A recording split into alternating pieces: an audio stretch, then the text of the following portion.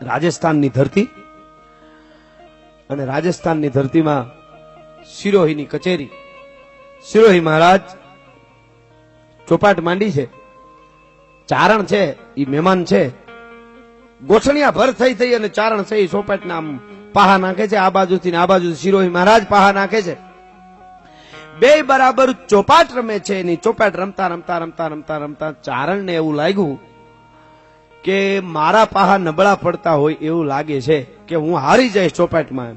ત્યારે ચારણ બરાબર હારકો ગોઠણ ભર થઈ હાથમાં પાહા લઈ અને ચારણે આમ કરી અને તેથી પાહાને એમ કીધું તું કે હે પાહાઓ, હું ચોપાટ રમું છું, રાજસ્થાનની ધરતીમાં ચોપાટ રમું છું, સિરોહી મહારાજની સામે કચેરીમાં ચોપાટ રમું છું, પણ મારી સૌરાષ્ટ્રની ધરતીના આહીરો છે, આયરું છે, એની સુરવીરતા, એની દાતારી જો હજી જીવતી હોય તો પડ પાહા પોબાર કરીને પાહા નાખ્યા. જે વાત હું કરી રહ્યો છું ને એ વાત છે, એને હજી ત્રીજી પેઢી જીવે છે. કાનામામા ડાંગર ત્રીજી પેઢી અમદાવાદમાં કાનામામા ડાંગર જીવે છે. એ કાનામામાના બાપુજી અને એના બાપુજીની આ વાત છે, સત્ય ઘટનાનો પ્રસંગ છે.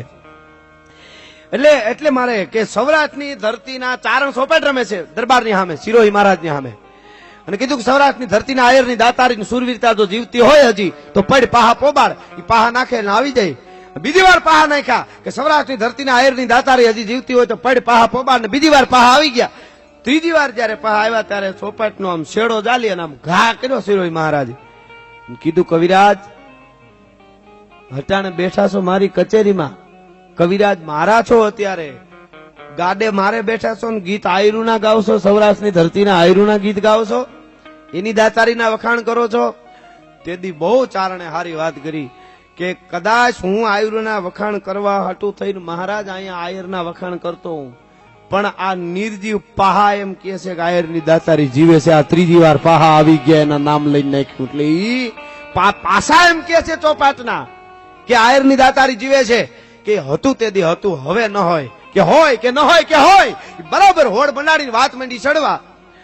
છેલ્લે એ વાત ન્યા સુધી આવી કે હવે સૌરાષ્ટ્રની ધરતીમાંથી કોઈ માથું તમને આપી દે એવો આયર, એનું માથું લઈ આવો તો ભલે, નકર આજ પછી મારી કચેરીમાં કોઈ દી આયરનું નામ તમને નહીં લેવા દઉં. મારી કચેરી નહીં પણ જગતના ચોકમાં ક્યાંય આયરની વાર્તા માંડશો ને ત્યાં આવીને કે આ ચારણ ખોટો છે, એટલે મને આયરનું માથું લઈ આવી દો. અને ટૂંકમાં ત્યાંથી ઘોડલી નીકળી સિરોહીથી, રાજસ્થાનથી. હારે એક પોતાનો વિશ્વાસુ માણસ ખાસ હતો અને મોકલ્યો સિરોહી મહારાજને. એને એટલું કીધું કે આમ કરવાનું છે, આયરનું માથું લેવાનું છે, આમ હોય તો આમ ને આમ હોય તો આમ કરવાનું છે. શું કીધું એ છેલ્લે તમને ખ્યાલ આવશે. 5-7 મિનિટની આ વાત છે. બે ઘોડલા સિરોહીથી નીકળ્યા બાગડધામ, બાગડધામ, બાગડધામ, બાગડધામ, ધુમાપડ, બાગડધામ, ધુમાપડ, બાગડધામ, ધુમાપડ, બાગડધામ. પણ પીરાણી, તાજણી, ઢેલે, હેમાણ, માણકી, પટ્ટી, નોરાળી, હીરાળી, વળી, મૂંગી, ફૂલ, માળા, બાદલી, રોસલી, રેડી, સિંગાળી, ચોગાળી, બેરી, ચપર, વાંગળી, શેણી, ચંગી, ચમડી, ઢાલ, દાવડી, ભૂતડી, રેશમ, કેસર, મુંગટ, મૂલે, લખી, વાંદરી, લાલ, ગટારી, સબાદ, મણી, રેમી, હરવી, લાજ, મોગા, મૂલ, વાળી, એવા ધરા, હોર, ઠારા, તુરંગા, ઓલાદ. ધરતીને જેમ કરવતથી કાપે એમ કાપતી કાપતી બે ઘોડલી સૌરાષ્ટ્રની ધરતીમાં આવીને જઈને જે આયરને ગામડે જઈને કે મામા માથું લેવા આવ્યો, એટલે તરત કીધું કે ભાણુભા પૈસા જોતા એટલા લઈ જાઓ, જમીન જોતી હોય લઈ જાઓ, પણ જીવતા જોગીએ ભલા માથું કેમ દેવું.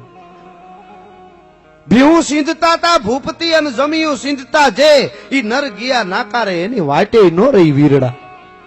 હા, એટલે એમાં ધીરે ધીરે થાતું ન હોય તો નભે નહીં પૃથ્વી પાવર. એમ સૌરાષ્ટ્રની ધરતીનું ઉમરાળી ગામ આવ્યું અને ઉમરાળી ગામના પાદરમાં ડેલે આવી અને પડકારો કર્યો કે રામમામા છે.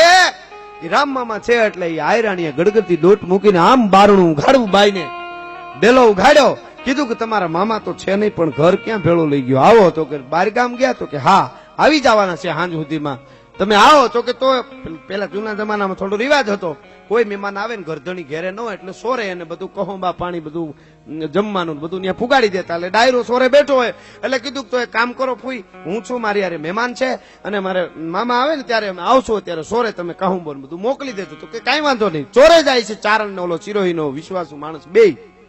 ટૂંકમાં બીજો દિવસ થયો, રામ ડાંગર આવે છે અને ઘેરે આવ્યા ને ડેલી દાખલ થયા એટલે આયરાણી વર્તી ગયા હતા. એને કીધું કે તમારા મિત્ર જે ચારણ છે એ આવ્યા છે પણ આજ કંઈક આકરી કસોટી લઈને આવ્યા હોય એવું મને લાગે છે. એમ તો કે હા. એટલે ગણગણતી દોટ મૂકી, ખીલીને ખુખારા દિયા પરસું મેં પતરી સજણ તું ઘણા જોગ પણ અસાંજી સંપત અતરી. હળી કાઢીને છોરે આવીને મળ્યા બથમાં લઈને, અરે ભાણુભા કઈ આયા હોય ઘરે હાલો. તો કે ઘરે આવું પણ આજ આ સારણ મોંઘો પડે એવો છે, મોંઘો પડે એવો છે સારણ. કેમ કે હું માંગુ એ આપીશ કે ચારણ દેવ તું મારો દેવ છો, તે તું મને એમ કે આભના તારા તોડી આવી દે તો ઈ મારાથી ત્રેવડ નહીં, કારણ કે તારા મારાથી તૂટે નહીં. પણ મારી પાસે વસ્તુ હોય છે ને ઈ માંગી તો હું તને આપી દે, ઈ વાત પાકી છે. કે ના ના મામા માગી તો તારી પાસે હોય ઈ જ માંગી. તો હાલ ઘેરે, ઈ ઘેરે લઈ ગયા, જમાડ્યા અને પછી કીધું હું જોઈશ. તો કે આમ જીગર નથી પડતો, કેમ કેવું મામા તારું માથું લેવા આવ્યો. પણ છતાં એને કહી દીધું મામા તારું માથું જોઈએ. અરે ચારણ આમાં આટલી વાર લગાડી, કઈ માથું ક્યાં મારે કોઈનું ઉસીનું લેવા જવાનું, તો મારું છે ને હમણાં ઉતારી દઉં. લે તરવાર. તો કે એમ નહીં, આખા ગામને નહીં, આજુબાજુના 15 ગામને નોતરવાના, જમણવાર કરવાનું, અબિલ ગલાલ બ્રાહ્મણો શ્લોક બોલે, ચારણો છંદ બોલે. તો કે એમ કરી કરો તૈયારી. તૈયારી કરતા 15 દિવસ હોઈ ગયા. ચારણ માથું ઉતારવાને આમાં મન નથી થતું કે આવા આયરનું માથું કેમ ઉતારું છે. સત્ય ઘટનાનો પ્રસંગ છે.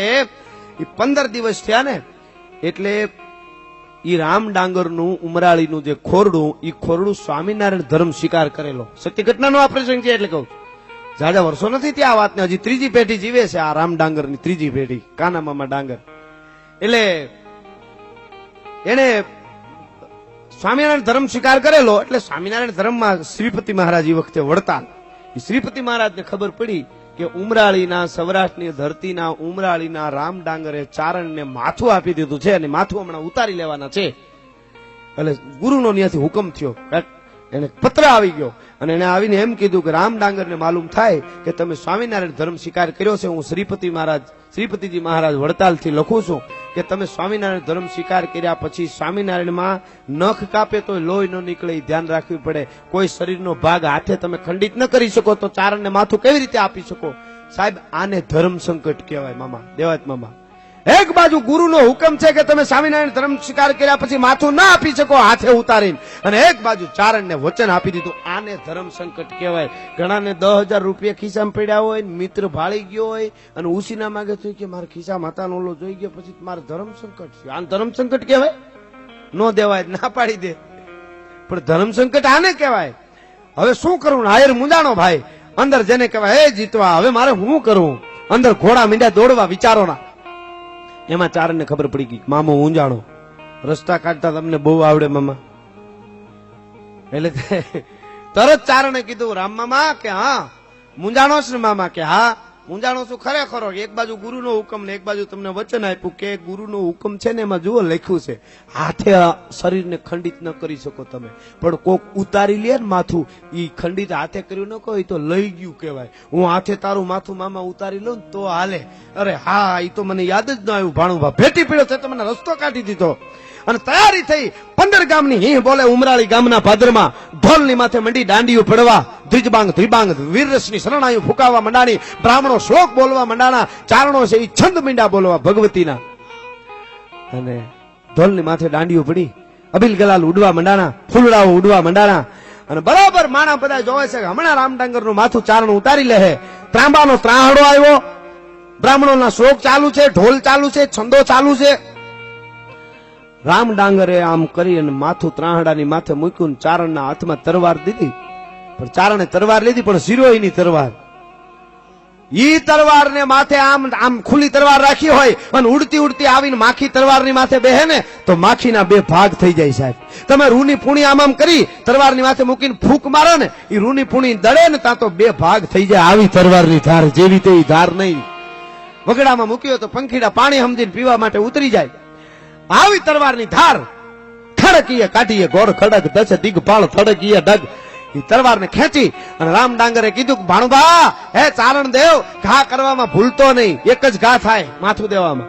અત્યારે ફાંસી દે તો એક જ વારમાં કઈ થઈ ગયું તૂટી જાય તો પછી ફાંસી ન દેવાય. એમ માથું આપી દીધું તો એક જ ઘા કરવાનો. એક ગાય માથું લઈ લેજે, નકર કાલે અમારો ડાયરો. એમ કહે કે આને આ આયરે ચારણને થોડા ઘણું કઈક પૈસા આપીને સમજાવી દીધો છે ઘા ફરી જાવો જોઈ. મને ભૂંડો ન લગાડતો કે હું ચારણ છું, માથું માંગવાનું ન ભૂલું, કઈ એમ ઉતારવામાં થોડો ભૂલી જાઉં. યામ ખડકીએ કાઢીએ ગોર ખડક દસ દિગપાળ થડકીએ ડગ હામકીએ બાહની કી હાક દુતાળીએ ભાગીએ ડમાર ડાગ કચરો ધૂપ કરતો ઈ તરવારનો ચારણે રામ ડાંગરના માથાની માથે ઘા કર્યો ઉમરાળીના પાદરમાં. માથા માથે પાઘડીને લઈ ત્રાહડાને કાપી અને તરવાર ધરતી માથે વહી ગઈ. રામ ડાંગર ઉભા થઈ ગયા. હે દેવ, હે ચારણ બાપ, તે મને ભૂંડો લગાડ્યો. આપા, તે મને ભૂંડો લગાડ્યો.